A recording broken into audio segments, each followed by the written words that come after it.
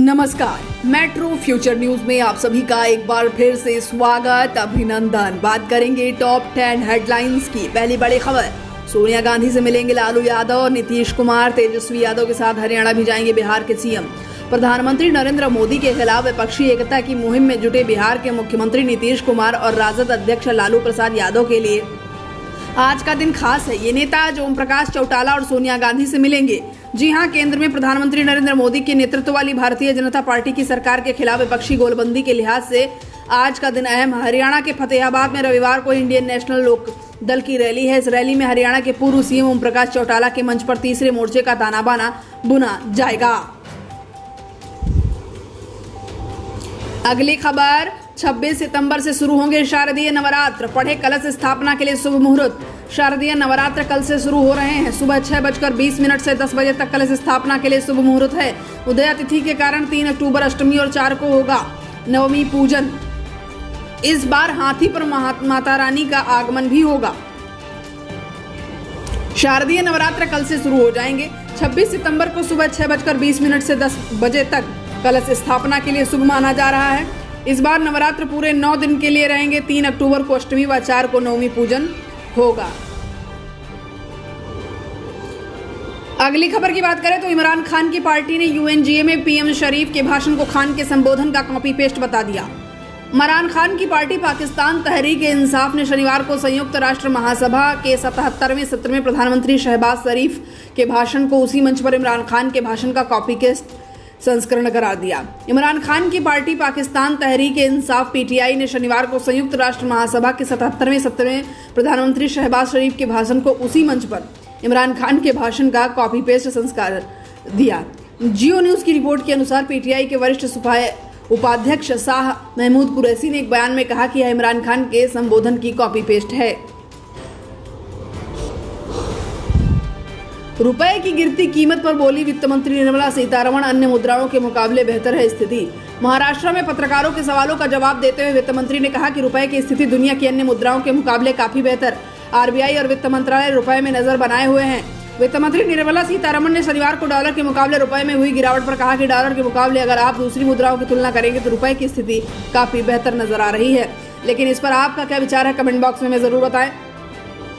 चलिए बात करते हैं अगली खबर की। भारत को मिला रूस का साथ, यूएनएससी में स्थायी सदस्यता के लिए किया समर्थन। भारत और रूस के संबंध में काफी अटूट रिश्ते हैं। इस बार भारत को रूस का साथ मिल गया। इस बीच रूसी विदेश मंत्री ने कहा है कि भारत को यूएनएससी में स्थायी सदस्यता मिलनी चाहिए। उन्होंने भारत को अपना समर्थन देने की बात कही है। रूस ने एक बार फिर संयुक्त राष्ट्र सुरक्षा परिषद के स्थायी सदस्य के लिए भारत का समर्थन किया है।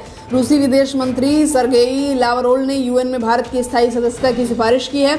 77वीं संयुक्त राष्ट्र महासभा को संबोधित करते हुए लावरोव ने कहा कि हम अफ्रीका, एशिया और लैटिन अमेरिका के देशों के प्रतिनिधित्व के माध्यम से सुरक्षा परिषद को अधिक लोकतांत्रिक बनाने की संभावना को देखते हैं।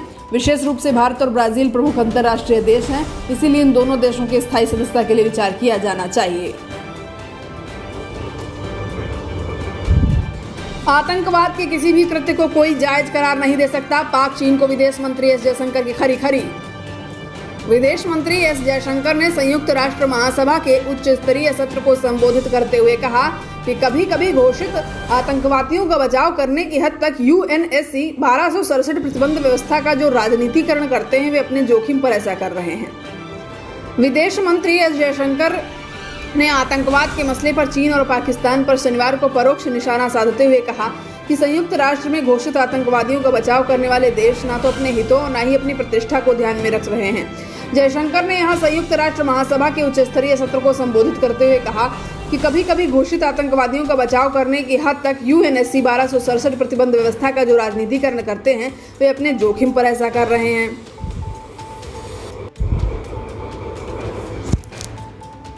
आरएसएस चीफ मोहन भागवत के मस्जिद दौरे पर भड़के ओवैसी, पूछा क्या बिल्किस बानो से मिलने जाएंगे।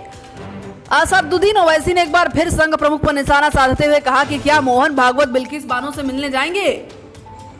ऑल इंडिया मजलिस इत्तेहादुल मुस्लिमीन प्रमुख असदुद्दीन ओवैसी ने एक बार फिर राष्ट्रीय स्वयंसेवक संघ पर निशाना साधा है। एक कार्यक्रम में कहा कि क्या मोहन भागवत बिल्किस बानो से मिलेंगे।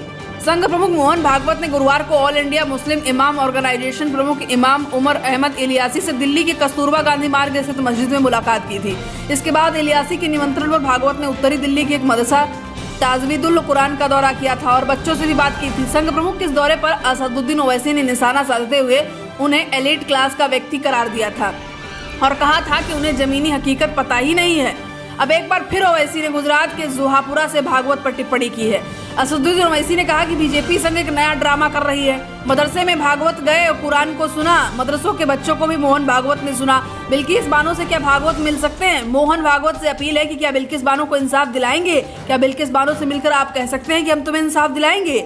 मोहन भागवत मदरसे में जाते हैं और असम में मदरसों को तोड़ा जाता है। मोहन भागवत मदरसे में जाते हैं और यूपी में मदरसों का सर्वे हो रहा है। वह मदरसे में जाते हैं और यूपी में वक्फ की जायदादों का सर्वे होता है।